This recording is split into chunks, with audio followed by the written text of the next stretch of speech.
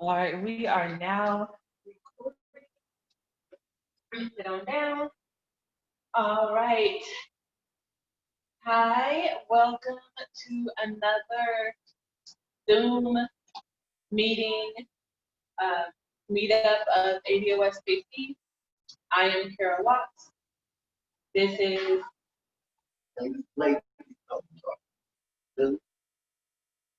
Lily Watts. I'm Blake Scott. How you doing? Hi, everybody. Good morning. So you actually are tuning in to a conversation Leighton and I were having about what our actions should be after the election. So we're gonna get back to that in just a moment. But before we do that, thank you for tuning in. Please take a moment to like the video, to subscribe to our channel if you're not subscribed already. You can find us on Twitter and Facebook at ADOS Kansas City. If you want to support us, our Cash App is the $, then all caps ADOSKC. And I think that's it for housekeeping, and we can get back to it. So what we were talking about is what we're going to do after the election. What is the game plan for ADOS versus the rest of Black America after the election? A lot of Black Americans have been talking about how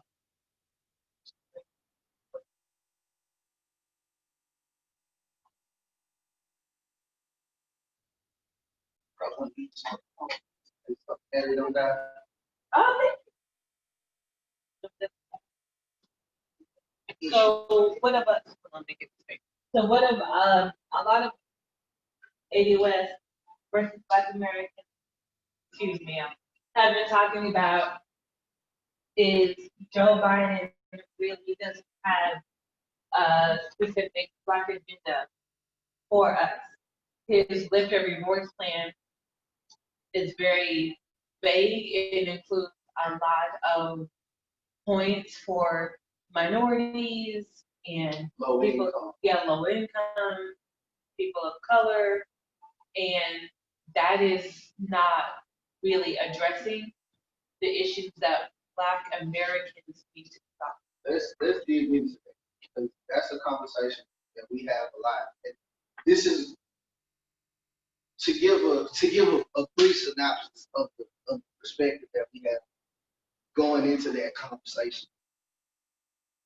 We understand at this point, because of the specificity of what happened to our community, like when I talk about specificity, we talk about, slavery. So slavery happened, 150 years ago. So we look at that. And we see it as this. That happened to a specific group of people. So after the Emancipation Proclamation, you had you had bankruptcy law, you had slave codes, Jim Crow, et cetera, et cetera. At that particular point in American history, you don't have any other immigrants in America. Actually, Black immigrants at that point in time was smaller than 1%, and it remained that way up until 1965. You don't see a big fluctuation. You don't see a big fluctuation of immigrants into the American society until about the mid-80s. That's when you start to get, a lot of Hispanics, a lot of African immigrants, other, we'll say, melanated immigrants. And the reason why that is so specific, when there's policy set aside to specifically affect our group, those communities are included.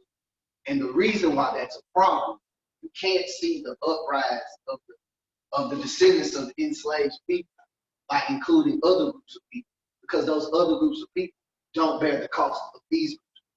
That's why you have to separate policies. Once you look at Joe Biden's policy, once you look at the Republican policy, most of the Democratic policy legislation, it doesn't specify specifically us. And without it being specific, there will be no change. And that's not a guess. that's a fact. If we need a litmus test to prove that, we should just look at where we are currently. So where we are right now, you know, in as far as wealth position, we're on the bottom, us and Hispanics. But the difference between us and the Hispanic population, we've been here for 400 years. So now you have to look at wealth acquired older generation.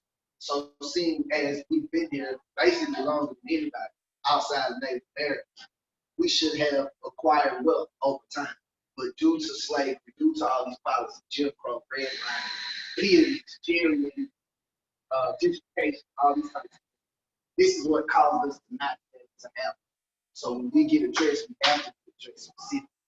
And no, getting Trump out of the White House, putting Biden in the White House, as I explained to some of my friends in the text conversation today, is Joe Biden better for America?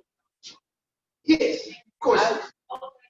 Well, I would say no, because I mean it might have been a comfortable opinion on my part, but a lot of people have been, you know, pointing out how hundreds of thousands of people have died under the Trump administration, and we can all agree that is devastating to have so many lost lives. Is that a corona death, or like you say he's lost 100,000 lives, or are we talking about corona and he lost a life? Yeah. Due to COVID. Yeah. However, I mean, maybe not to say. However, but when you look at Biden's stats and how he is an unapologetic champion of the 94 crime bill that put millions of Black American lives in prison. So it's equally devastating.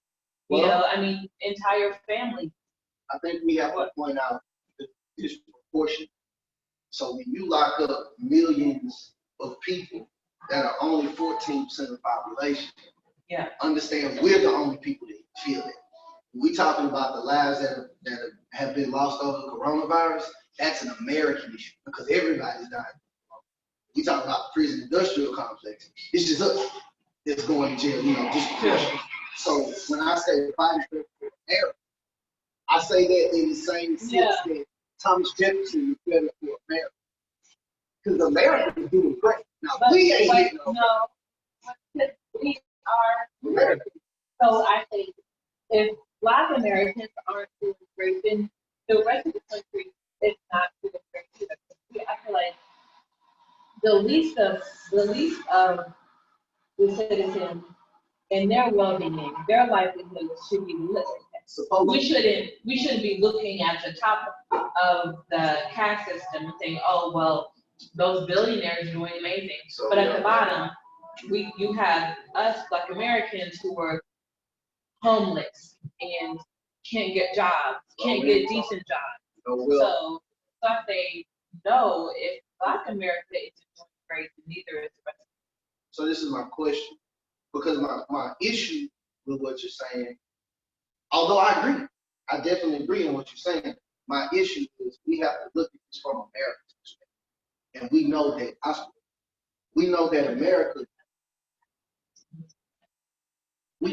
America doesn't have an issue with Black people being on fire.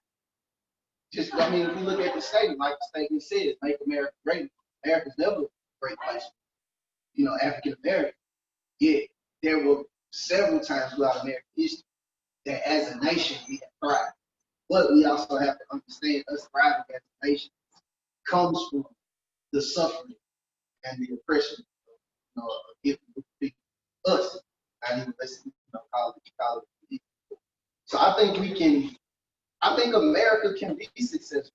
You know what I'm saying? I think America will consider themselves successful despite the failure in our community. And we have to understand that that's America's view.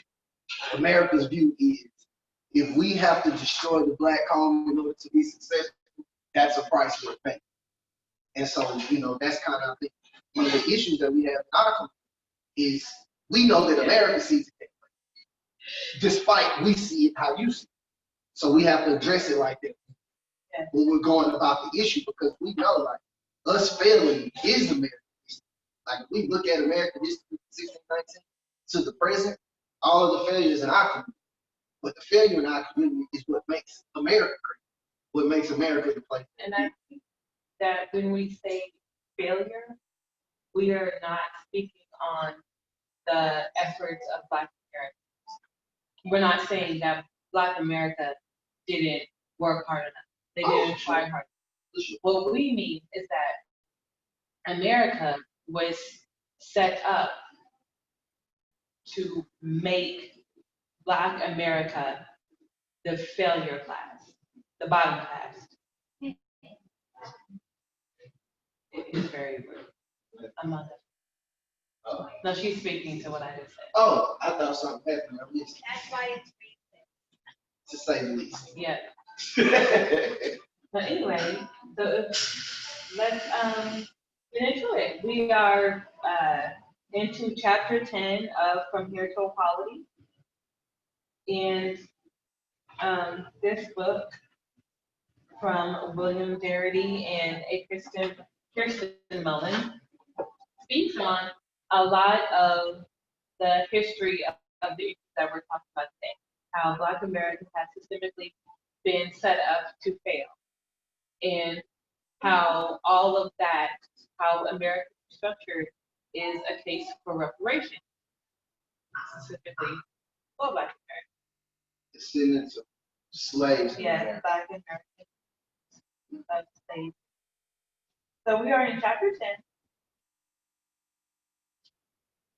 10. And here I think you touched on it, how Black Americans did have periods of success in history, but those weren't sustainable because the system was rigged for us to eventually fail through government policy.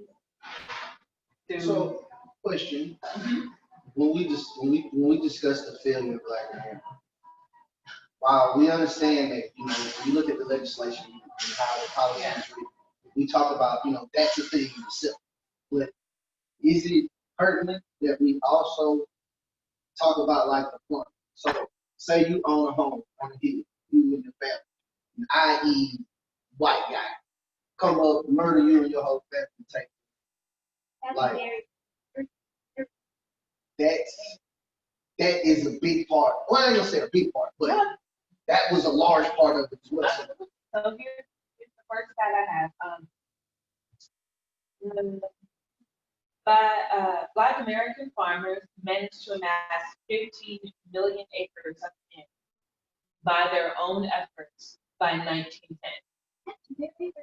So you consider that slavery was officially abolished in 1865, and a few decades later, by 1910, Black America.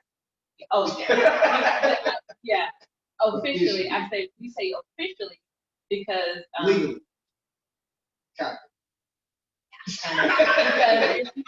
because if you've gone deep into the history, you'll know that there are records of Black Americans who were still enslaved into the 1930s and 1940s.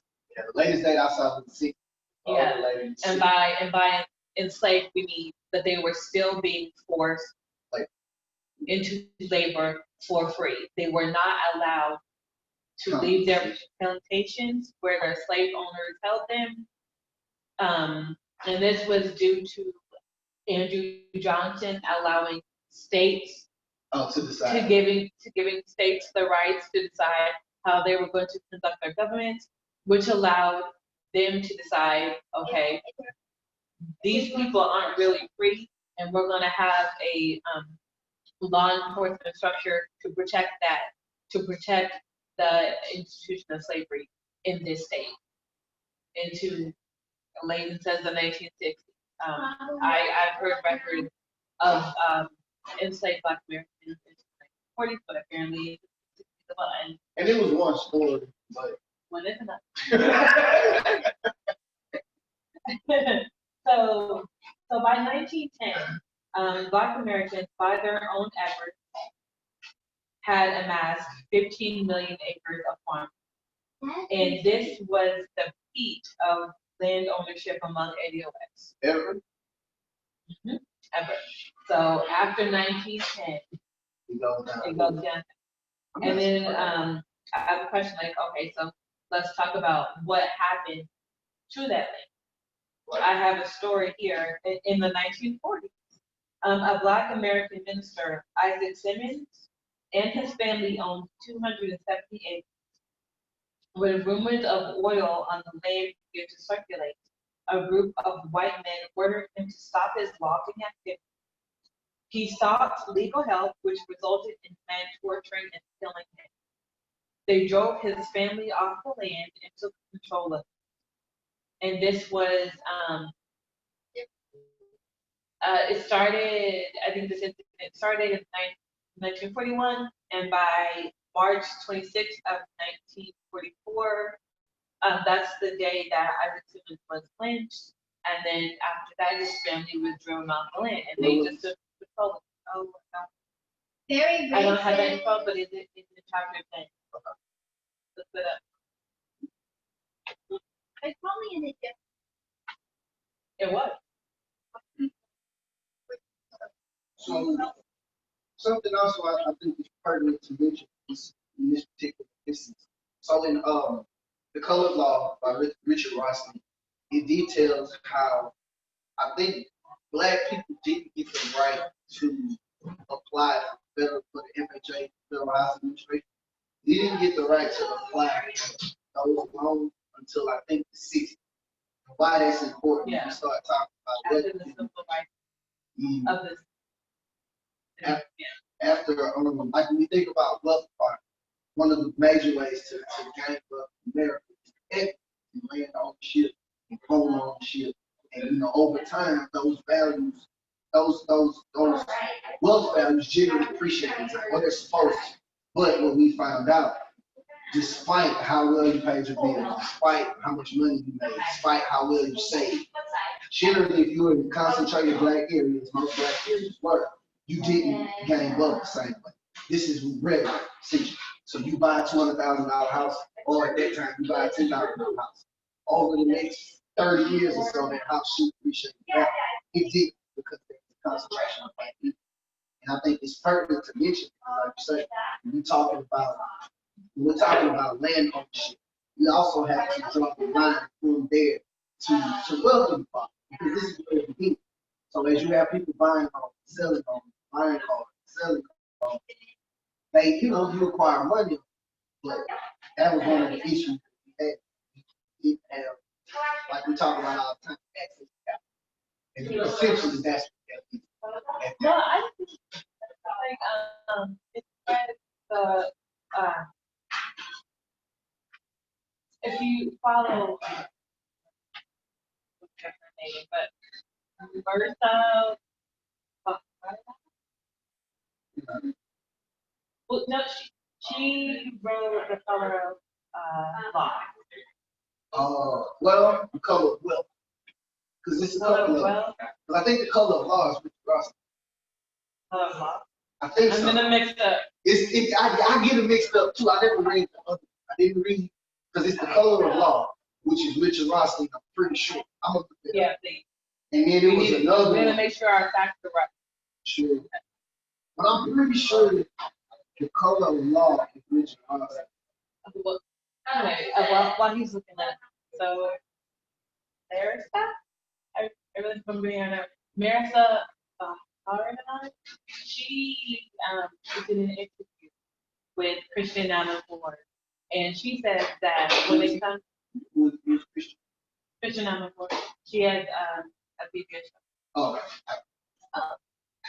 But she says that when it actually comes to capitalism in America, we have to consider what we think capitalism is versus what it actually is in America. And she pointed to how whites have had access to wealth, but they've also had access to government protection programs, government grants, where they were given free land. because the color of law is not, I forget her name is but I know the color of law is Miss Ross. I know that. I looked at it.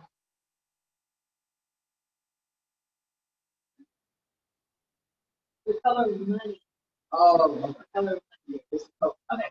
Oh, so it's actually the product of purple is the color of money, blackface, and the racial law. That's her. And so she talks about how whites have access to all those resources on top of gaining wealth through the oppression of Black Americans. But after the Civil War, when Blacks did manage to accumulate wealth, they were doing basically what is capitalism. You collect money and you use it to grow. They did not have a government that protected them in growing that wealth. They didn't have a government that gave them benefits to growing that wealth. They were literally doing it on their own. And that is, so that is actually what is true capitalism. And I think to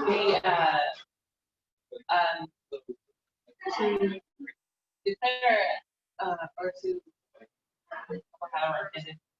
To say that it's capitalism when you've been given all the money that you have. I mean, I think, is it 40% of farmers get a large portion of their annual income through government subsidies? That's not capitalism. Well, question. We know it's coming. You think about capitalism, and at what point have they not? At what point have they not? It's never been. So I think we have to, and this is something I think we have to do specifically in our community. And we're tackling these subjects. We know what the law says. We know how it's written. And we also have to, like we talked about, we have to know the reality as well. And I feel like the reality is capitalism, the way it's defined, isn't the way that it's practiced in America. So like in America, unless it's capitalism for Black Americans, because then it's true capitalism. It's saying that we have to use our own money, we have to fund our own business ventures, we have to go there, and that in itself is saying, okay, Black Americans, they scrape their pennies, they turn them into dollars, and we use those dollars to start a business. We don't get government grants and loans because we don't qualify. Most banks won't lend us those, primarily won't lend us the money. So then right. So then our success is entirely built off a system of merit. You know, we create our products and we have to convince people to buy them. When people buy them, we're able to grow and expand our business. That's capitalism. The people who are our customers and using our products and our companies, they decide whether we succeed or fail. In corporate America, you have businesses who say we're too big to fail, no matter if the people want to use our products, buy our services or not, and that's not capitalism. That is corporate welfare. And we also have to discuss, you know, when we talk about capital, the key word is capital. So one of the things we speak about a lot is probably gonna use this. Okay. Okay. We having access to the capital. You're gonna turn this way. Okay. Me or you? You. Okay. I thought you were talking about you. When we think about access to capital, when we look at businesses and how businesses fail, how they rank, you have to have X amount of dollars in order to operate business. There was a study done that shows how entrepreneurial businesses. Now you got things like 90, 99% of all Black entrepreneurship businesses, all women owned entrepreneurs, Black women entrepreneurs, only have one employee. Like there's not a multiple employee situation in most Black women entrepreneurs. And what we found out was you need X amount of dollars to sustain the business. It was like 90% of all Black businesses found up failing. Basically, they found that was due to a lack of capital. And why that was important, go back and double check the SBA loans. You find out that as a Black person, you apply to get a small business loan from SBA. I think the average was like $35,000 that the average Black-owned business gets, as opposed to the average white-owned business. It gets $100,000, and that's on top of the wealth that they're already. getting people or it's significant. And that's where the in vivo wealth transfer. You get a lump sum and then you put it to them. So I think it's important. And I think that's is the average white American gets at least $50,000 worth of in vivo transfers when it comes to life milestones like buying a house or getting married or going to college. And that's on top of the government benefits and loans and grants that they get. And we also have to, I want to take this time and say, in addition to all of that, we have to bring up the 10 list of racial wealth, where we find out that the average white high school dropout has more wealth than the average Black college graduate. And that has nothing to do with spending. That has nothing to do with saving money. That has nothing to do with buying Jordans or Harry. Like, has nothing to do with nothing. That's just the cold hard facts. Because we have to understand at this point how wealth is intergenerational. Nobody's spending new money. All the money you see being spent is passed out. Yeah. So bringing it back to these points. So when it comes to wealth and the efforts that Black Americans put in that were destroyed, and heading into the 1940s, 50s, 60s, our wealth was stolen from us through events like what happened to Isaac Simmons and white militia groups coming onto his land and stealing it away from him through I mean that's kind of more than thing. But there's also I've heard of stories about how Black American farmers, in order to qualify for government loan, had to decrease the size of their land. Like they could only have so many acres. They could only start planting after a certain period of time, and just to keep up. So in that the government, white militias, were working together to plunder Black American wealth. I would say the community. I think it's a community that we speak like that. I mean, we have to think about it. There's a white militia going around terrorizing. Like, there's a lot of white citizens who, although they didn't take part in the militia groups, they are very much aware and very much subservient. Like they didn't say anything to do it. And that's something that we have to look at the Malcolm talk about. He says, our worst enemy isn't the KKK, it's the liberal white people who feel that they know we deserve justice, but now is the time. And I feel like we have to be extremely mindful of that. Knowing it's not just the people burning crosses. It's the people that live next to the people burning crosses. Who watch down their windows about that's all. And don't do nothing about it. To me, they're the biggest part. Yeah. In my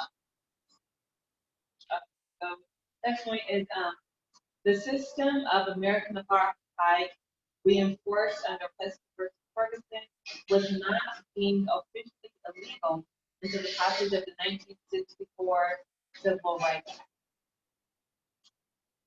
So slavery officially ended in 1865. It wasn't until 1964 that Black Americans were beginning to get full access to American citizenship. Some. Depending on. That's what they were beginning to get it. They didn't have it completely, It wasn't full citizenship. It was just, okay. When do we get the 13th? Because like whenever That was, that late 60s, that around the Civil Rights Act? no, it was ratified in 1865. Okay. Because I think when we talk Yeah, we about, talked about that in chapter 9. The Georgia General Assembly, which was just one state that implemented the ratification of the 13th Amendment. They had an all-white delegation, and which made it legal to re-enslave someone as a potential for a crime. so And we talked about that. That's still constitutional today. and In 2020, you can still be enslaved if you commit a crime that the government deems worthy of being in prison, worth going to prison. yeah, so and that to me, I think that's very important. We talk about slavery abolition. We have to mention that it says currently slaves in the country. If you are duly convicted of a felony, you can be enslaved. So everybody you know in prison is enslaved. There's no ifs, ands, or buts about it. That is what the law states, word for word. We have to be very vigilant about wording, because wording and specificity of wording is what dictates the outcome politically. You want to go to some arguments against why people say that Slavery is over. no, why?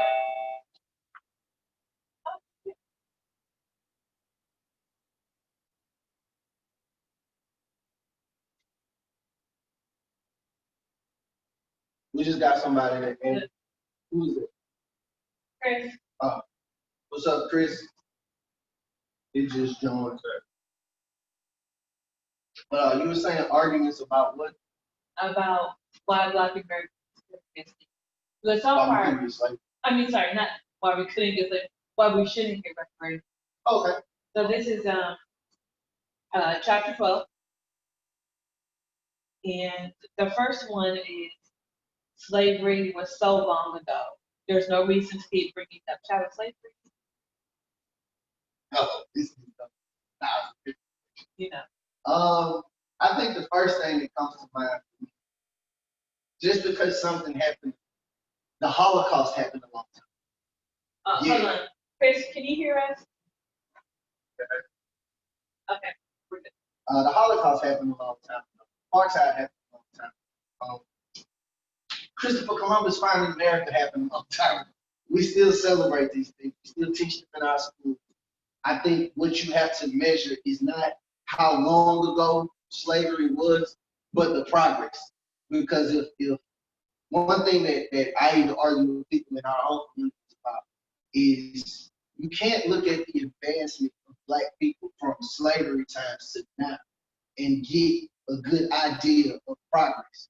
You have to compare us as slaves then to the dominant society and that relation. Because as America goes on, we make more money, we build more things, there's more wealth acquired, and the relation to white America to Black America hasn't changed at all. Like, yeah, Black America, we have a lot more now than we had then for some of white America. You have to measure those two things in context. Because at that point in time, I think in 1860, you have 98% of all Black people work for white people. And here we have it again in 2020. That's the same. We look at all of the Black people that were on plantations back then in those days, and we have a bigger prison population now than we had then. Like, we have literally, there are more Black men locked up in America than women are locked up on the face of the planet. And no place, matter of fact, it's just been changed. I looked up the other day. Louisiana used to be the prison capital of the world. So no place on the face of the planet locks up more Black men per capita than Louisiana. I think it's like Oklahoma or something now. But we have to look at that in relation to where are we as opposed to white America, how that distinguishes. And we have to look at things such as black home ownership. We have to look at not only education, but wealth, because education doesn't mean nothing if you have all these degrees and can't afford to live. You're paying back $100,000 in student. We have to look at, the wealth being passed down from generation to generation. And so if we were never at that position, you know, we think about what Tom talks about, what do they call it? The decadent veil, where you have this set of celebrities that you've been seeing for the last 30 years. Why is Diddy still on TV? Diddy has been famous since what, the mid-90s? That's been 30 years ago. And they constantly throw these same. Because they're intention. I mean, they're intentionally placed at the forefront of media because they mislead North and South America. I think when it comes to slavery, it was officially ended in 1865, but the effects of slavery are still felt today. And also, you have to keep in mind that there is now evidence that Black Americans were still enslaved into the 1960s. There are living Americans today, Black Americans alive today, whose parents, grandparents, or great-grandparents were enslaved. I think That's us. if just going back to the records that I've read about, if a person was enslaved in 1930, they're either still alive or their children are old enough to know that their parents were slaves. That's like me being in my mid-30s, having a grandmother who was born during that time frame who was a slave. That's not so long ago. No.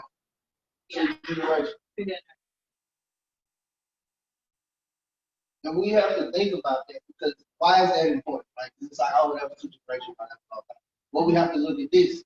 Also, 2 generations ago, there was somebody that owned money, that made a lot of money off of money. Yeah. And then they took that money and passed it to their kids. And their kids took that money and passed it to their kids. So now 2 generations later, some of my classmates could potentially, and more times than not, has money that was made from the enslavement of my grandmother. And you're looking at us the same. We are not the same. You benefit from a system that murdered and oppressed my ancestors for longer than America has been an institution. And because of that, we have to fix it. Because one thing I think we have to be very vigilant of, you can't work your way out this hole. You can't student loan your way out this hole. You can't education your way out this hole. You can't 6-figure salary your way out this hole. Ain't no way to do that. It's impossible, and I can prove it. And again, I'm not talking about one individual. I'm not talking about one guy that made $1 billion. I'm not talking about Byron. I'm not talking about Barack. I'm not talking about Jay-Z. I'm not talking about Diddy. I'm talking about 13% of America's population. Yeah, I mean, you know, you gotta throw in that tidbit of different stuff, right? But not us. Because I thought Black America it's 42 makes up 35 million. Somewhere up in there. But of that, oh no, I thought it was 42 million is Black America. But 10 million of that 42 million is Black immigrants. We are 32 million of ADOS. I thought it was 35. Well, see, and that's the thing. Are we talking about ADOS or Black America? Because I can be wrong. Well, yeah, I think ADOS is. Yeah. So that's that, but that includes immigrants in the Black America. We ain't talking about, as out of that 42 million, 32 million of those are ADOS. 10 million is Barack and Kamala. You see what I'm saying? Yeah. So for that, I'm specifically saying, in order for that 32 million to get better off, like that's what we're discussing. You can't, because again, that 10 million is coming back. We don't know that. We don't know whether they were enslaved or not. And 9 times out of 10, if they're over here now, they were elite from where they come from. Right. So when you're talking to that 32 million, you can't degree your way out of this hole. You can't Jay-Z do without transformational policy, without transformational legislation. We're on the downswing. Our black families, most black families, 20, 30 years. I think that was the article that came up. So we just got to keep that in mind. Like, this is it. Like, there ain't no. We can sit here and talk about getting Trump out of the White House out of the month. Putting Biden in don't fix it. And I think, and another thing about slavery, people who say slavery was so long ago, America has taken on this mindset of never forget when it comes to things like 9/11. Why can't we say that about slavery, chattel slavery? Never forget. And we have to have that mindset, and it has to come from us. We got to stop looking to the dominant society. We got to stop people. And that's what I said. We gotta change a whole bunch of things. We gotta stop letting people say that slavery was so long ago. When really the narrative should be no, never forget it. And it never ended. I don't think it ended. Because we still have people in prison. We still have people at lower wages. They call it in prison, but it's actually enslaved.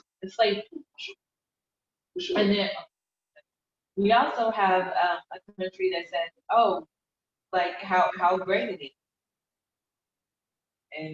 and how great has it been for Black people? That's the question. So, at what point in American history was it the time African American? And it wasn't. So that's rumor myth number one debunked. All right, moving on. Oh, Chris, do you want to add anything?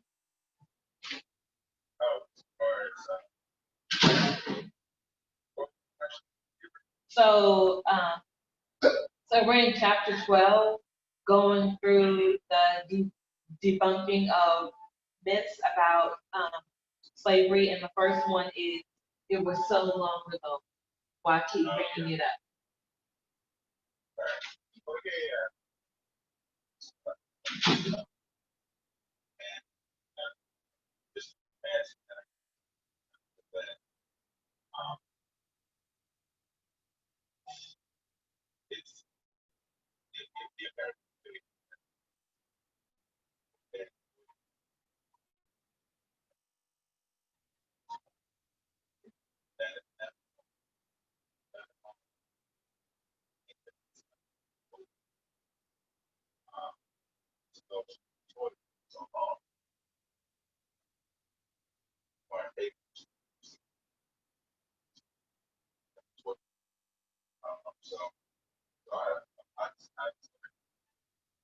And I, always like to take terms like these, fun facts. What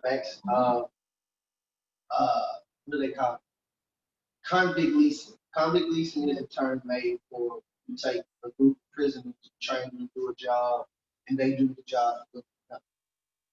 Why that's so important? We think about all the fires that happened in California. At one point in time, Kamala Harris were taking prisoners to fight these fires, different fires. They're trained firemen that are in prison. And, they were taking prisoners to fight fire. Why this is so itchy, understand after these men get out of jail, they can't get a job being fired because they have a felony record. And this is the vice president. You know what I'm saying? But that's what they're trained. They're trained to fight fire. Profession. But they can't get that profession after. Not at the same time. They can fight for free, but they can't. I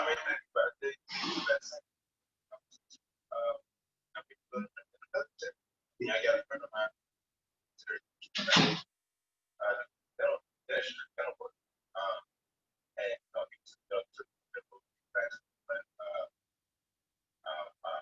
extraction.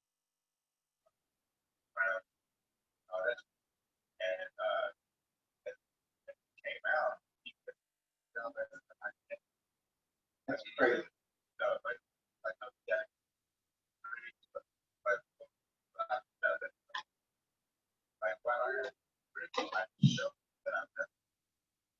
And we got to use that time to briefly just discuss that's American, that's Black American life. We got something that we do well. Well, now it's always a fair, like Chris said. Now, well, you can't do this because you don't have a degree. The same way they did with hair care. You know, all of these black entrepreneur women that do hair, now they say, well, you can't do hair unless you got a license. I don't need a license to do hair. I've been doing hair for 20 years, I need a license. Why do I need a license to practice?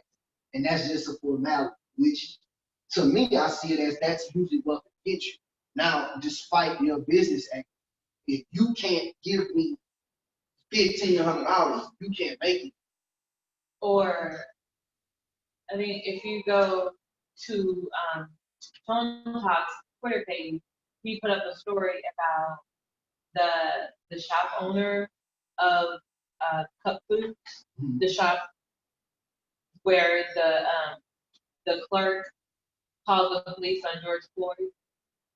And in the article, there's details about how the family who owns the store got their business set up. I think one of the sons, once he graduated from high school, had the option to either go to college or open up his own business, and he opted to open his own.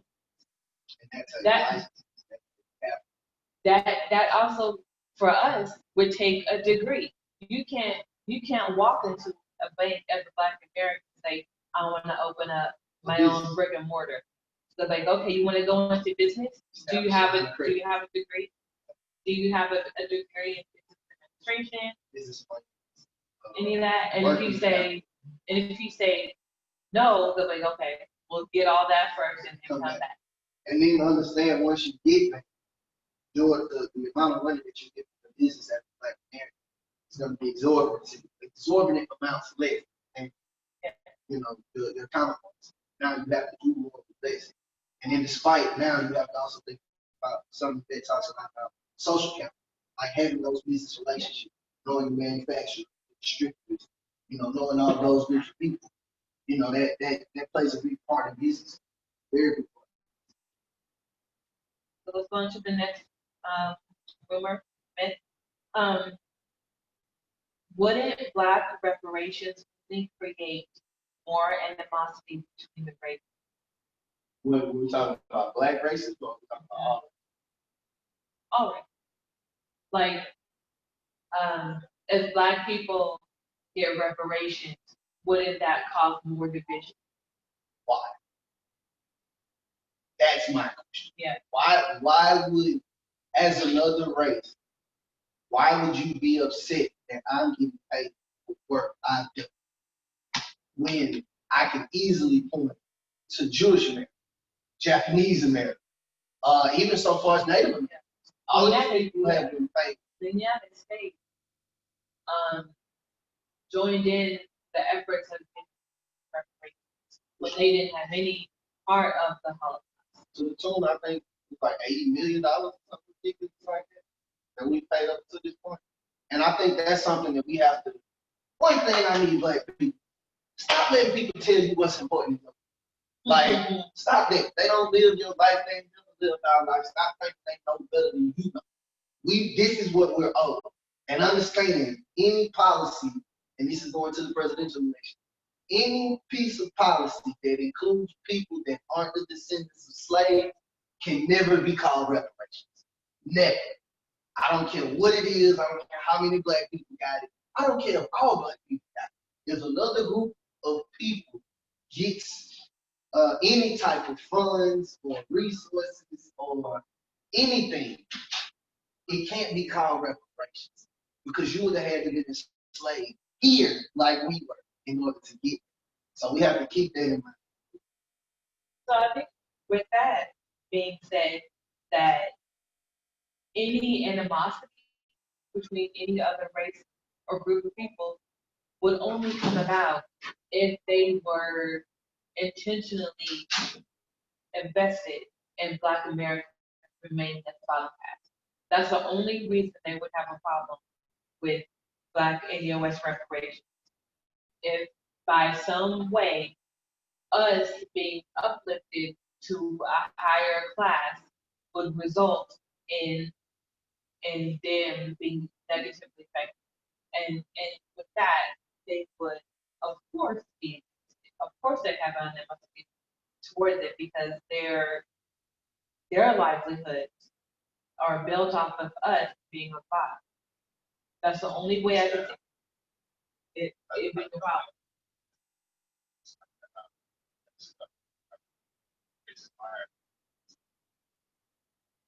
Yep.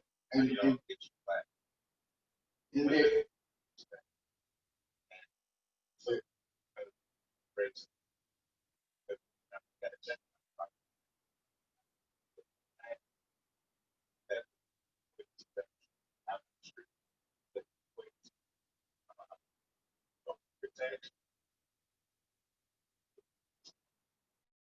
Well, we also, when you think about what pure reparation is, it's the monetary compensation opposed to racial wealth class, as well as policy put in place that would address. Yeah, and protected class means that it's the same way. we can't have Black Americans getting shot on the street because a police officer fears for their life. And It means that in the workplace, we can't deal with a boss who only writes up the Black work. You know what I we mean? receive less pay, less promotions. You know what I'm saying? Yeah. We don't have an equal, if we have equal, education. Yeah, so that's what we mean by protected class. And to push back a little bit. It means protecting us from the effects of race. And to push back a little bit on what you were saying, Chris. Now, honestly, I agree with what you're saying in terms of having dollars in your pocket doesn't change the way people treat you. But I would go so far as to say it gives you options. So if you have enough money to live in that nice neighborhood, you ain't got to live off the truth. You know what I'm saying? You can go somewhere. Or you can use the money to build invest in your own. Yeah. Which is what we should do. We should definitely own our spaces. But I think we have to get people out of the mindset that it's just a check. Like reparations will take us from the position, or if it is meant to take us from our current position. The purpose of it should be. Yeah, to take us from where we are now to where we should be based on the work that we put in. And we continue to do that for the next 400 plus years. Like we have to, because as we know, reparations is a multi-generational policy. Yeah. Because we have a multi-generation trauma. It's not a one-time thing. It's for sure. Yeah.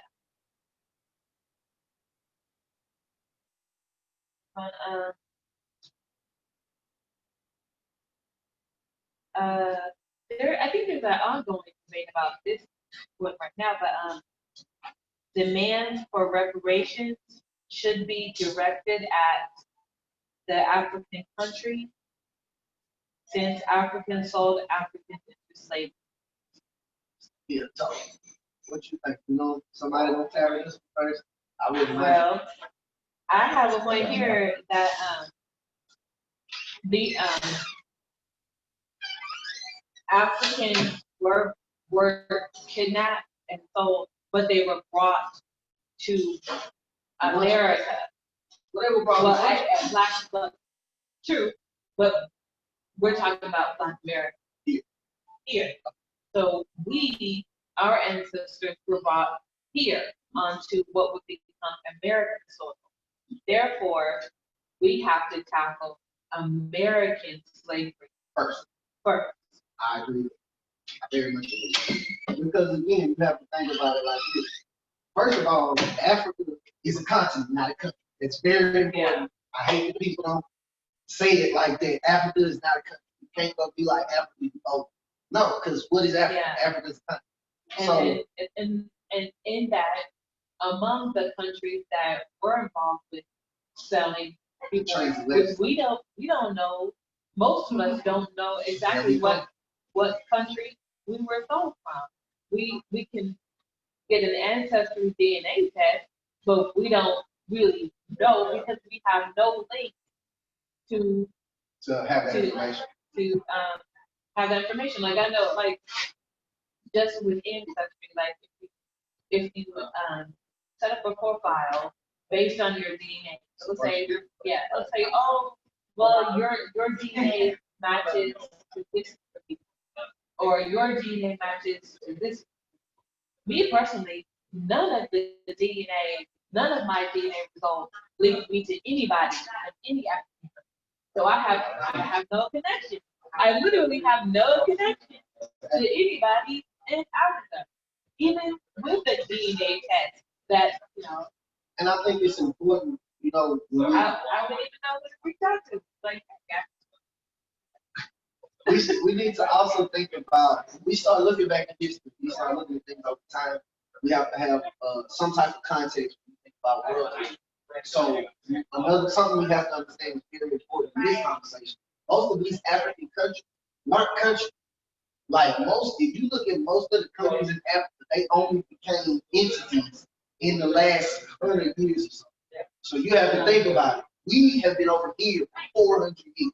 So you would have to ask yourself, what country were you taken from in the 1600s? And the reality of that is there were no countries in Africa at the time. There was no Congo, there was no Ghana, there was no Tanzania, there was no Ivory Coast. Those were just areas.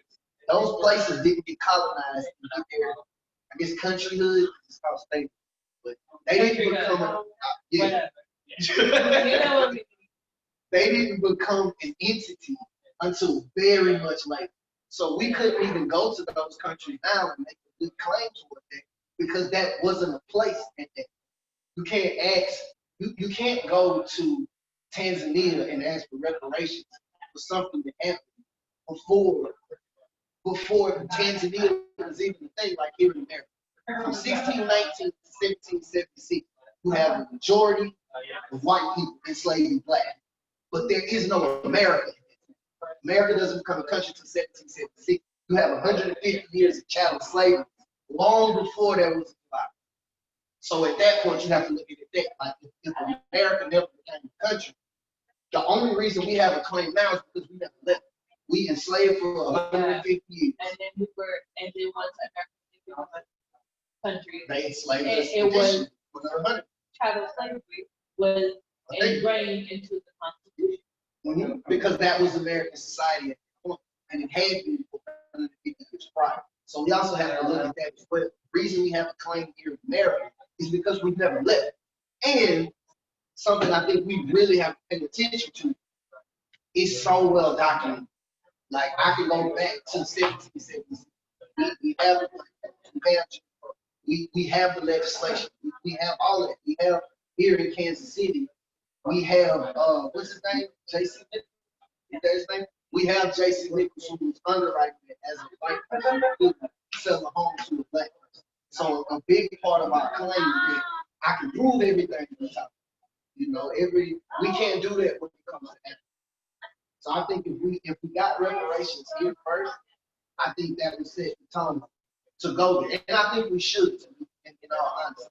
The same way that the French, I think it was the French had to pay reparations to the Jewish, because Jewish prisoners were transported on French rail cars and French railroads. And because of their, not acknowledgement, but involvement in that way, the French were, they were made to pay reparations. So I think we have to keep that in mind too. And I think with reparations, that's why we have to be specific in what date or what year we actually say, okay, this is where we're going to base our claim. And that year for us is 1776, because that's the year that America became a country. If we go back in our claim to 1619, when the first documented Africans were brought to Jamestown, then you have to explain the claim to the people who were ruling over these lands then, and that would have been British. Which I think we should do. After we get American reparations. We should. And it's about the case. But then you have to include the British, you have to include the French and the Spanish. And that's why we had to zero what we are now. We Black Americans are Americans. We are due our full citizens. So that's why our reparations claim is against the American government, which is robbing us Yeah, for sure. of our full citizenship. And like Jamie says in one of my favorite Jamie Foxx in what is it, Law Abiding Citizen? He tells the guy in one of the scenes, he's like, it's not what happens, what you prove in court. I can prove reparations in an American court. I can't prove that in the court. I can't prove that against other countries yet. Yeah. Yet. We don't have the resources Yet. even to begin compiling a great Yet. friend. I think. Faith. Yeah. We'll get there.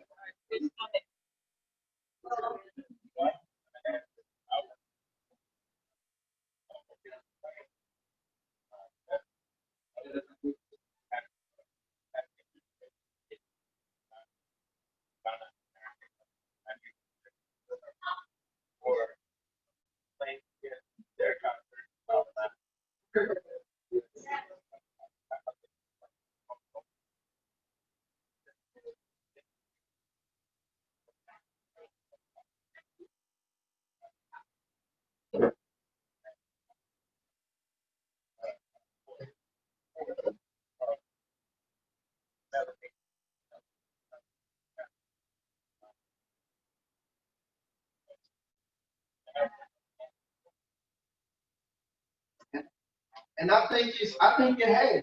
I don't know how much y'all follow like world politics, but I've seen a lot of what I would call the African diaspora. I'll say that. So people that, people that originate from Africa or whatever country now, they are fighting. And I think that's something we have to pay attention to. And something I think that we should very well understand. We are the heartbeat for the world. The world goes as we go. So as we fight, the world fights here in America. Because as we stand up and we fight against the baddest country in the world, we on top. So I think there's some type of, if you want to like the in-stars in Nigeria. In Nigerian activists are speaking out now saying, hey, the world was talking about Black Lives Matter, but when we're talking about in-stars, nobody says it. except for us. So I think What exactly? I've seen a couple of tweets about it, but I'm not very well informed about it, so I'm not going to. But I will say that in that, everyone's looking at it. Oh, sure. I think they always have. Yeah. I mean, if you look at like hip-hop movies, if you look at our culture movie, the world goes, and I think it's all. Yeah. I think we just have to keep it. Honestly. So I feel like that also might be by some, because we're told that you're just here. Listen, and I'm gonna say this in Spanish. Ain't nothing happening here in America that we ain't did. America is America because of the descendants of American slaves and American slaves. From technology to commerce, all of that. Like that's us. When you go back and you do the research, you find the Louis Narratives, you find the people that actually, the Benjamin Banneker. Like, no, this us all up and through it. And if you know how to look at some of this stuff, you'll see. Like, it ain't nothing here that we didn't. And I can prove that and I'll stand on it. Everything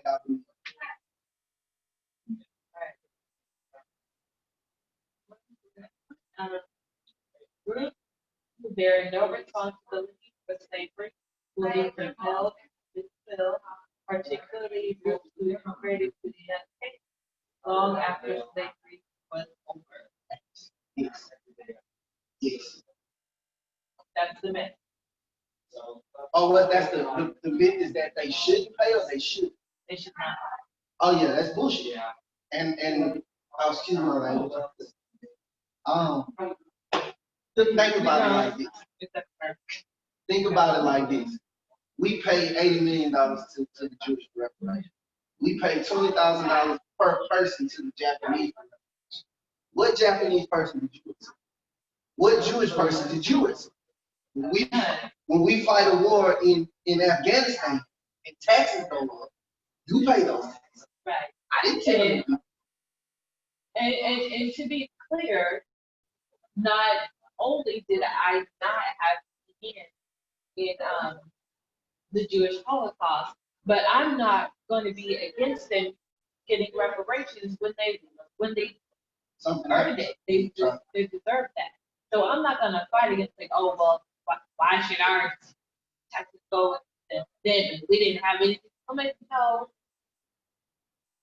In slavery, America was the puppet master of that institution. What, you think so? The debt is owed. And that's something I never understand. Like, I don't know, because I never understood why America paid Jewish people reparations. But I don't know what hand America played in the Holocaust. Like, I personally don't know. Now, if we played a part in it, okay, I get it. But like, I never understood why America was paying Jewish people. No, we helped them get reparations, right? Oh, okay. What were you saying, Chris?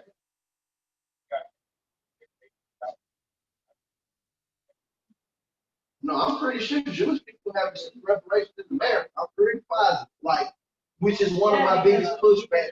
No. You said they're not receiving it from America, but they're receiving it from our government. That is America, is it not? I thought I thought that the American government had a hand in helping Jewish people get reparations. And I'll do some more research about how I understood. You might need to do more research on this argument. For sure. How I understood, Germany paid Jewish people reparations that we helped fight for. And we paid Jewish people reparations here as well. I don't think it was near about as much as Germany. But I'm pretty positive that we paid. Because I know, and the reason why I say that, every time I look up reparations in America, the Jewish always come up, Japanese always come up, and then they're like, well, for sure. But I don't know if we call it reparations. Because we didn't enslave them. We did something, but I don't like to call that reparation because that would mean you work for something that you didn't get paid for. And I can't prove it. So we're gonna have to do some research For sure. because we don't want to Put out misinformation and be Russian bots. So we're gonna do some research on that, and then we'll come back next week with a better form. All right, so we're gonna move on to the next point. Didn't white America or America in general already pay the debt for slavery and blood by the Civil War, which resulted in What the fuck? That's real? I'm cousin. Is No, that what serious? people have said that to me So they said, on Twitter when I was debating back and forth about why ADOS reparations should be. They have literally said America already paid us debt when we freed y'all. so you enslaved somebody for, at that point, 200-300 years, and you pay the debt by letting them go. That's payment. That's what they say. I'm gonna let y'all take that one. All right, so my points here are in it from pure to equality. We're still in chapter 12. By William Darity and A. Kirsten Mullen have a direct quote that said, recompense for a grievous injustice is not achieved merely by ending the practice. Yeah. And kind of to break it down in layman's terms, if if you are in an accident where someone intentionally hits you, it's not just enough for them to, Don't hit you. yeah, for them to say, or for them to move on. Like, no, they have to make sure, Insurance. they have to, yeah, What they call it? they have to, Pain and suffering. they have to cover all of that. Yeah, for sure. Because that's not like Malcolm talks about a lot. You know, one of his analogies that he used, I like. It's like taking a 9-inch blade, sticking in somebody's back.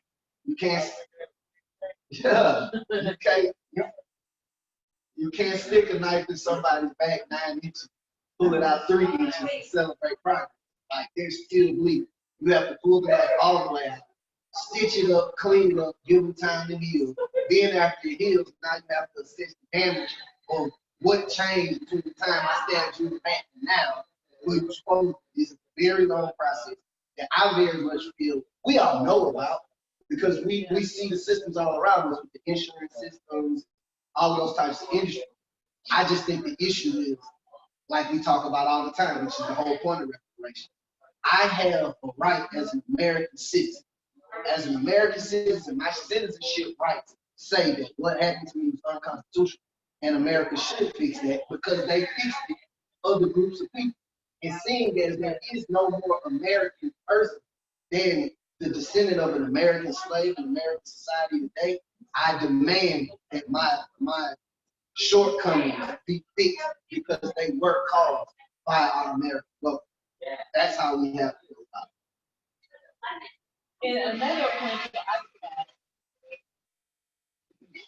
is that the Civil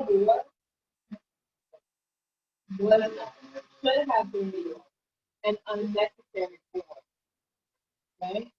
Because in previous chapters, we've talked about how Abraham Lincoln tried to come up with programs of redress to slave owners that were going to lose the property of slaves, that they were going to compensate them for that.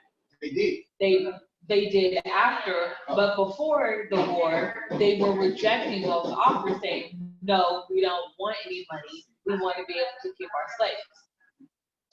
So, and the direct quote is, slave emancipation did not require a great war to be fought. There was a viable alternative to armed conflict that could have ended slavery, which the white male electorate would not accept. So, and again, I think now is a good time to point out, when we're talking about the issues that the country has incurred due to slavery, I think it's very important to point out our Constitution. Because I think the preamble of the Constitution says like all men are free and created equal. No, it didn't say except. It just said all men are created equal. So again, looking at it from the beginning. I think that's really some of the cause behind the Civil War because, you know, Black Americans, like who could read, saw that statement and it was well, it says all men are created equal. Am I not man? That should be treated equally in this country. From that, you get the 3/4 compromise, which to me, the whole reason in bringing up the point, and this is just, and I want to pose this question to you two because I'm curious to hear the feedback. If the American Constitution is real, if the American Constitution is enforced in the same way that it's written, would there even be an emancipation proclamation? Would there be a civil rights? Would there be a 13, 14, 15? If what was written was enforced? Because if all men are created equal, I don't need civil rights. If all men are created equal, I don't need 13, 14. If all men are created equal, I don't need 13, 14, 15. Because to me, that's, I know, and again, I'm kind of left field what I think, but to me, if all men are created equal, I don't need extra years. I just enforce the legislation. Yeah, It's just all men are created equal. Period. All Americans have equal Equal access access. to education. So I think, Well, I would think that that's not true. In America, all men were not created equal. or not treated. Chris, you got something? They weren't not treated equal.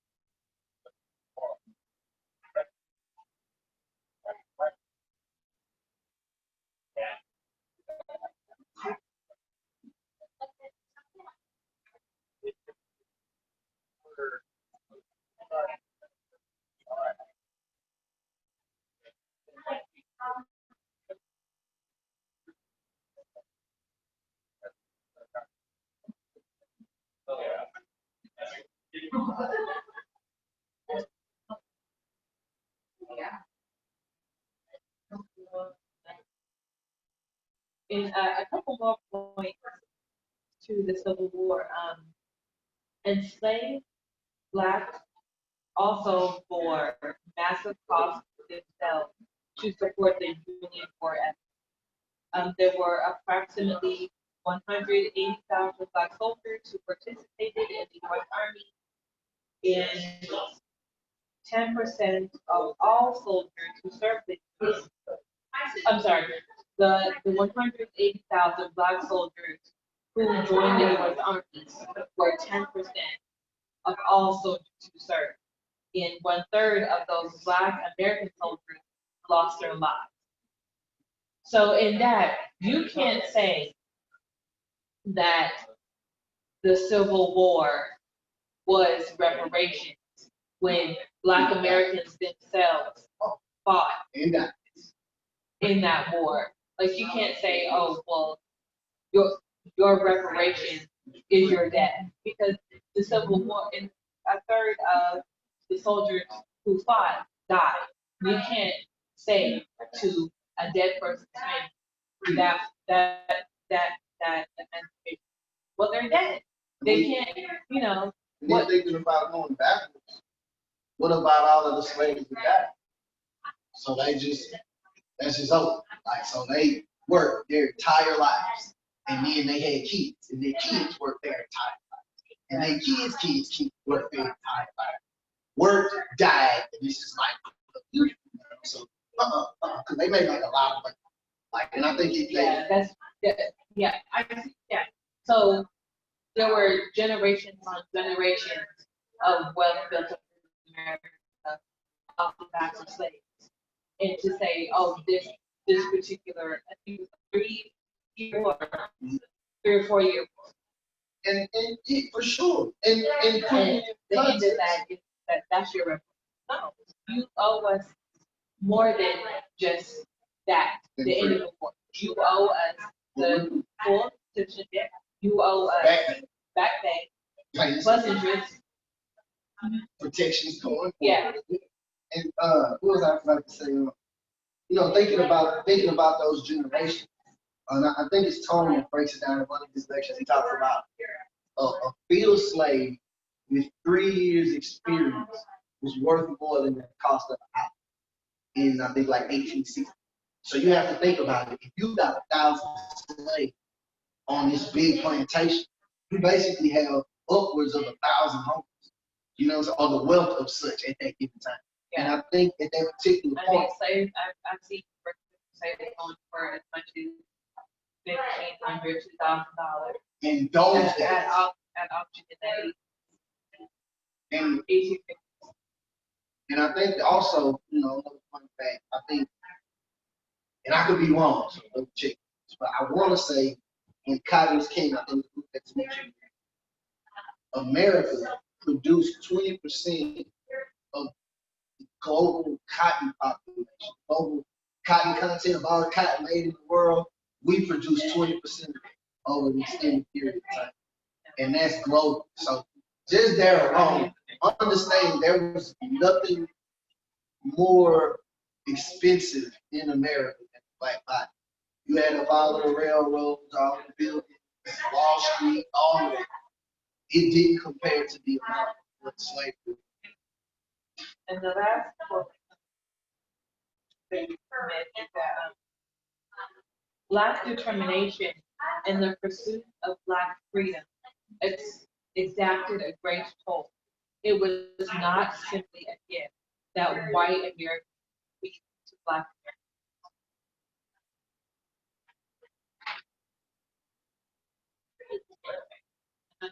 Americans. All right, so next myth, Black people, Black Americans, have already received reparations in the form of an abundance of welfare money and funds from other social programs. What say?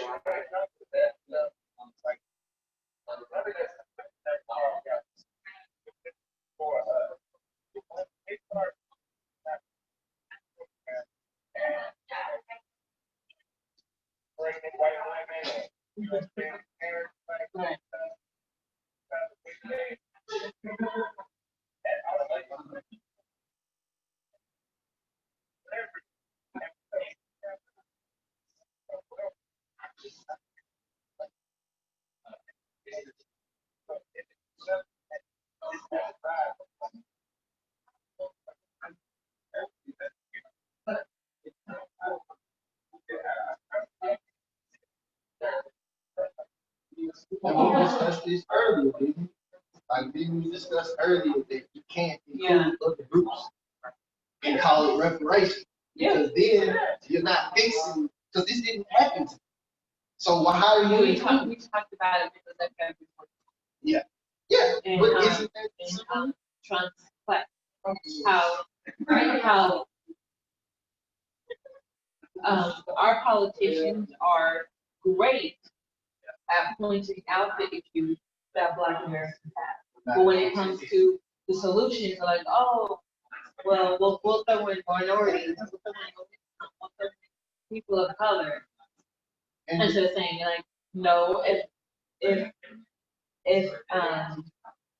Black Americans have the issue that Black Americans need to do.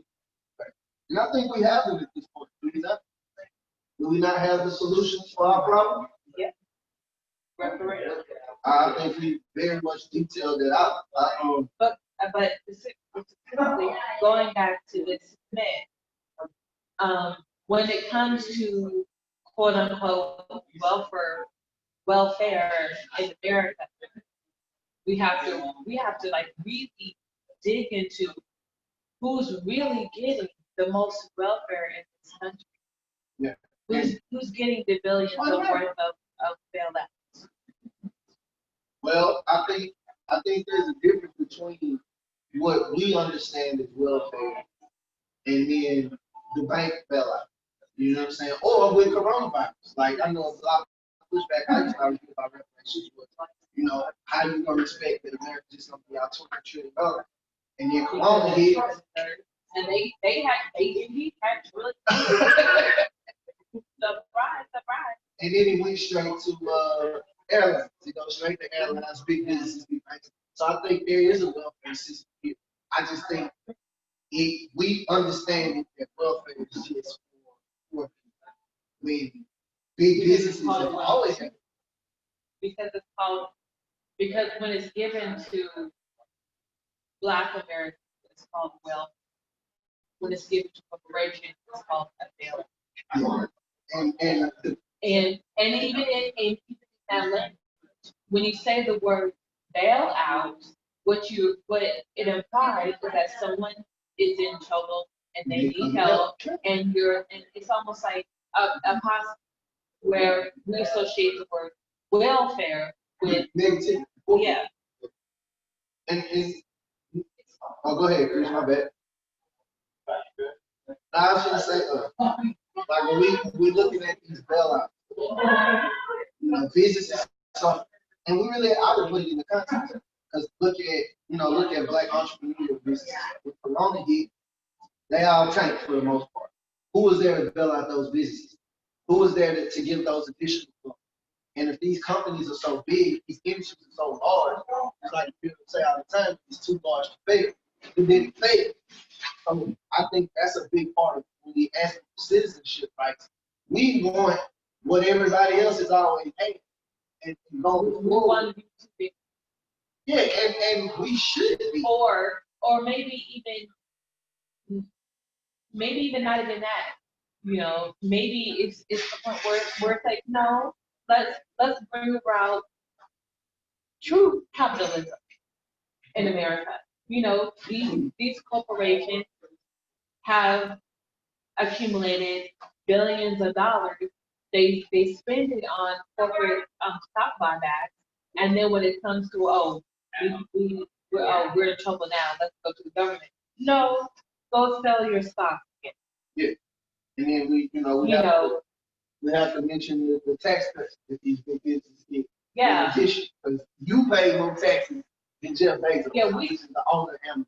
Hold on, I have you ever read articles about Amazon's Jeff Bezos tax benefits? I know he didn't pay nothing in tax. I know Trump paid more in taxes. Those taxes are passed on to the employees. What you mean? What? Wait. Yeah, I think I read it somewhere.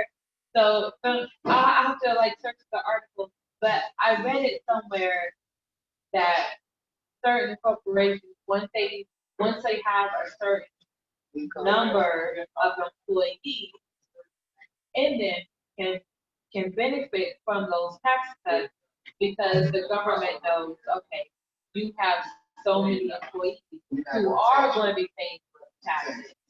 I think, but don't quote me on it. Now we become. It's just a rumor right now. It's not a fact. But It's just a rumor. Isn't that how you get an oligarchy? Isn't that how you get the time?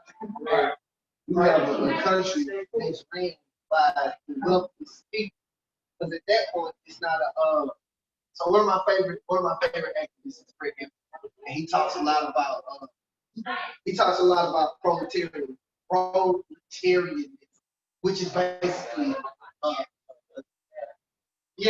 working class. So he talks about those should be the most wealthiest and the most successful group is the working class. Okay. And what happens is when you have Yeah, I heard some. I need to we need to write down the work. We could get the next. But I heard somewhere that minimum wage in 2020 should be $20. well, And most working class. what's that? $41 now. Yeah, and that's a livable wage, right? Is that living wage or minimum? Well, that's the argument because what good is a minimum wage? You can't have like what good you do to pay $5,000 if you can't afford it at your salary back in the richest country in the world? Yeah, and I think eventually that's something we're going to move into here, specifically because KCMO, the government website, the government actually does have an initiative about livable wage versus minimum. So we're going to get into it. But for now, when it comes to welfare, you have to consider Social Security. After the Great Depression in the late 1920s, Social Security was implemented as a program to keep the poor white people from suffering. And we know how big Social Security is for Black Americans now, right? That was a program that was initially created to help white people who lost all their money in the stock market in the Great Depression. And then you also have programs like the New Deal, the Fair Deal, and the GI Bill. And we didn't get to take part until like the 60s. Yeah. And what the GI Bill is when they give you money if you're a veteran to go to school, right? Yeah. You and your kid. Yeah. Yeah, no, and that was Chris. That was in the color of law, was it not? Yeah, they talk about. Understand that had been a policy for multiple decades, And then we get the right to the GI Bill, I think in the 60s. So now you have, I don't know, maybe a period of 50, 60 years where education is further in white America. But Black America, we have laws on the books, but again, shit right. Because we don't get to take part in the policies. And it was like that for the New Deal and all of those other policies named as well, right?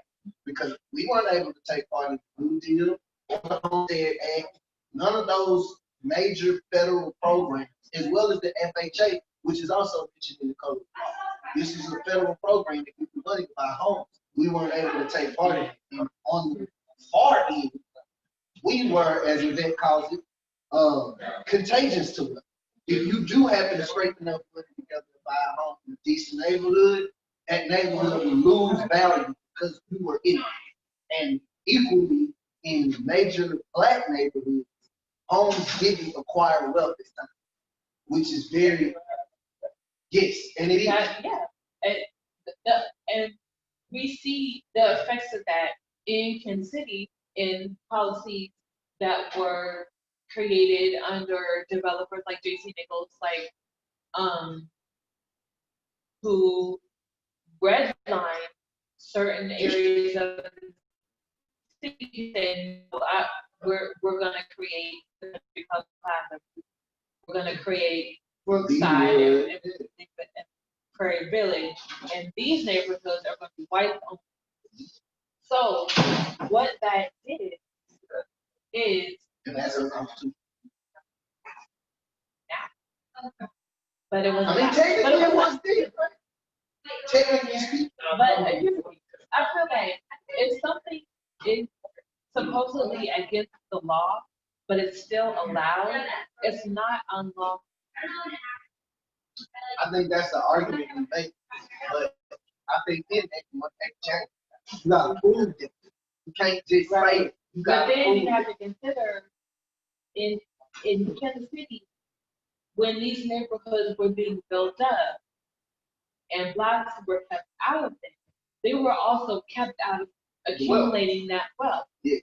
That Yes. white Americans who have homes in those neighborhoods, who have businesses in those districts, they have now. Black Americans are just now being able to open up businesses on the country of that. And I think it's I think the one, it, I mean, there's an article about this Black woman who opened up like, I think it's called Matches Boutique on the plaza. And I'm just like, how do you do that in the middle of a pandemic? And I'm gonna tell you But this, still, open but paperwork. it's 2020. We still celebrate Black person. Yeah. Yeah. It's 2020 and we're still celebrating Black first. All right, so moving on. Black Americans have already received reparations with affirmative action programs. This kind of goes along with the last thing in that what affirmative action was and should still be for us is an acknowledgement of racism in America and saying that Black Americans have simply been kept out of certain spaces, and we need to create policies and programs that allow them into those spaces. So that's what affirmative action is. It's not something to be considered reparations. It's actually something to consider anti-discrimination programs, measures that have to be put in place in order for Black Americans to get access to citizenship that they should have. And going on to for affirmative action, you know, and that was a bill introduced. That was a Lyndon B. Johnson bill, wasn't it? I thought so. Okay. And still, this is the 1960s. Yeah. Yeah. So, like, yeah. You know, That wasn't that long ago. I think Like your mama couldn't vote when she. Yeah, my mom was born in the. I mean, but you know, because we keep saying like, oh, these things were so long ago.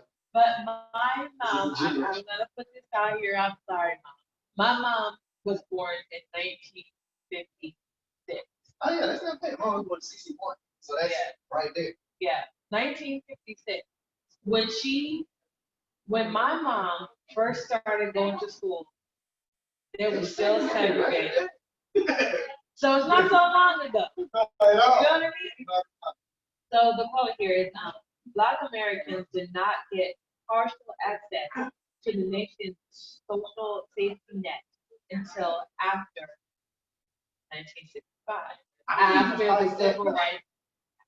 Because, and again, let's, I think 2 points I And want to again, make real brief. you know, One, yeah, going back to affirmative action, we understand today, nobody benefited more from affirmative action than white people.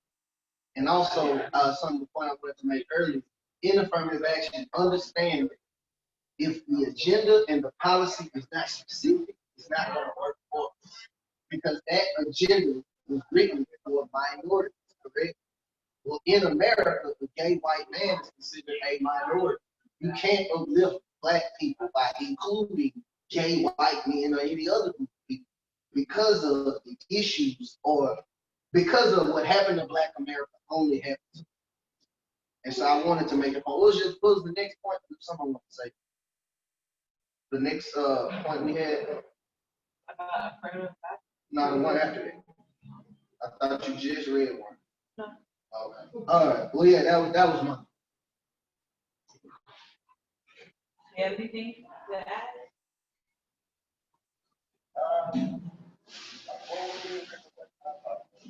Oh, we're on the myth about affirmative action being reparations. Or, I mean, I would do that.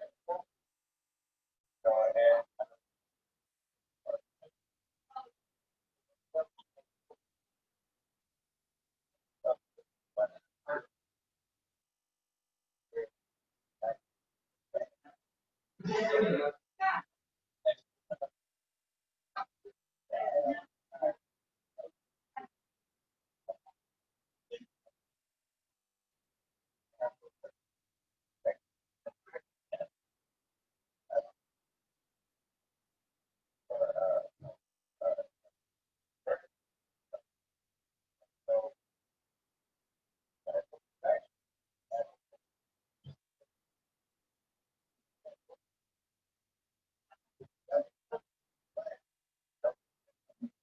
But then I wonder, and this is my question to y'all, was that not the original intent of the first one? I don't think it failed. I think it worked just how it was supposed to.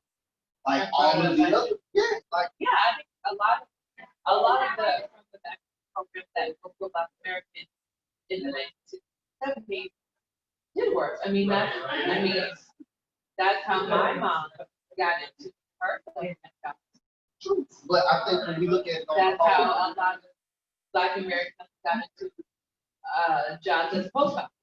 for sure. But on the whole,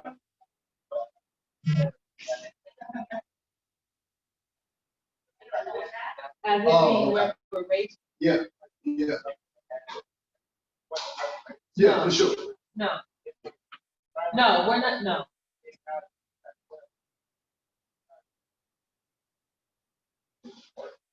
So is that And I think that's a very good point. piecemeal? Yeah. Affirmative action is not to be considered reparations. The only thing affirmative action for Black Americans to be considered is that America was finally going to say we messed up. And let's and I'm gonna push a little bit. Okay. Because and this is a personal thing. I don't like if you gonna say it, say it. Like if you are apologetic on slavery, if you know that you've done it wrong, in the same vigor and with the same intensity that you committed that crime, you need to go about fixing it. And so I feel as though you look at slavery and the impact it had on Black America, and you try to fix that with affirmative action, nah, that ain't gonna ever fix the problem. Because you know, the intensity.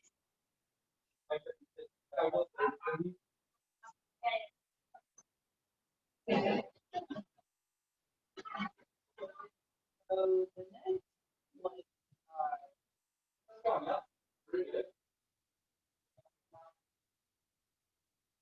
one, why should Black Americans receive reparations when other groups have strong claims? And this kind of goes into discrimination. You know, we talk about, and this is where we bring in the Rainbow Coalition, talking about how, you know, there are lots of minority groups that have been discriminated against. There are, Which is true. which is true. Which is true. However, in this point, we have to acknowledge the difference between Black Americans and So I another question to the group. I don't know, y'all be making me feel like I'm crap. But this is something I think about. We don't believe in pain, right? We should, in my opinion. I don't think saying Black Americans deserve reparations is bad. I mean, but my And question. I also don't think the means to which we're going about it or should be considered radical. They should be considered That's normal, relative. like That's relative to that. Because if you look at the American population, you're supposed to be broke. Your life is supposed to suck because it sucked 150 years before America was something. So just stay in your place so we can be great. To me, that's America. And it's always been America. So I very much think what we're doing is radical because it's us. Not in what we do, but because we do what we do is radical. And going to the minority aspect. yeah. So now we're talking about the myth that since other minorities have been discriminated against as well, that Black Americans shouldn't be asking for so much because other groups have been affected by discrimination too. And my question, or my statement, first and foremost, this might be a little rude, so I'm going to throw my disclaimer real quick. You wanted to come home. You got on a boat or a plane or you crossed the border to get here. When you got here, some things went your way, some things did. You can take your ass home. I can't go home. I don't even know what home is. America is not. Facts. Very. No, that's correct. I think there's a debate like there are some. Been here for 400 years. Yeah, there are some in his saying like Black Americans don't even know what country they originally came from. Nothing against, I was originally born in America. Yeah. Like this is my right. Like this is our country. Because we were born here. Yeah. And our lineage is here, which is bigger. Right. But going when addressing minorities, yeah, y'all do experience discrimination, but it's only in light of what Black Americans. Right. So this is my question. I'm sorry, let us know, like, shout or holler. Oh yeah, my bad, Chris. Yeah. Okay. I was gonna ask, and this is my opinion. We on the radar too, right? I don't believe that all Americans are created equal. Mainly because the price that I paid for America is totally different. Yeah. And as someone who immigrated to this country in the past 100 years, I personally feel that you have no say in what justice looks like to me because you just got it. You don't get to come into my house and tell me what I'm supposed to have. And I kind of go back and forth with anybody who says anything because in there's hierarchy in all of it. There's companies, businesses, etc. So as a new immigrant to America, why do we have an Omar Hill or someone of that ilk who says no, we shouldn't do it? Because you just got here. I've been here for 400 years. How you gonna tell me what I'm supposed to have? Or if we look at our American government, they're like, no, your people immigrated here in the, let's say, the 1900s. You don't get to tell me what you get because your bones are buried here. And if we look at all these different groups of Americans, Let's be totally honest about it. We know who's Dominican. We know who's Kenyan. We know who's Irish. We know who's Polish. We know who's Haitian. We know who's Jamaican. We know every American is here. We know where they come from because they let you know. I'm Irish. I'm Canadian. I'm Bahamian. They say they rich. I'm American because I'm from America. I built America. And if you can't understand that part, matter of fact, I know that you do understand. Because if I come to Ghana, you're not going to allow me to make decisions as an American.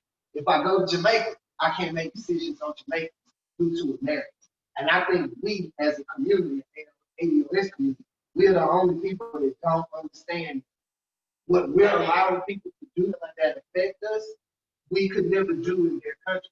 And they know that as well. And I think it's our responsibility to call them on. But here, we have laws that say, as long as you are born in America, you are. Yeah, which it is no question. Is different. That doesn't happen anywhere else in the world. No, it is not. And that's, I think, when it comes to certain issues like that, that's part of the problem that ADOS have with Kamala Harris. Because yes, she is an American citizen. And she's black. And she's black. Her father's Jamaican. Her father, as far as we know, her father is Jamaican, which, well. What you say, Chris?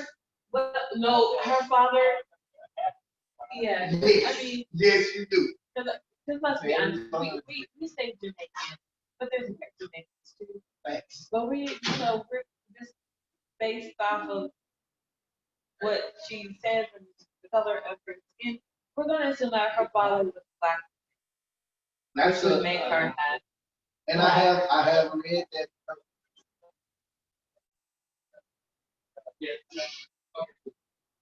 And I read articles that said that he comes from a lineage of people that own slavery, right? Because we also have to look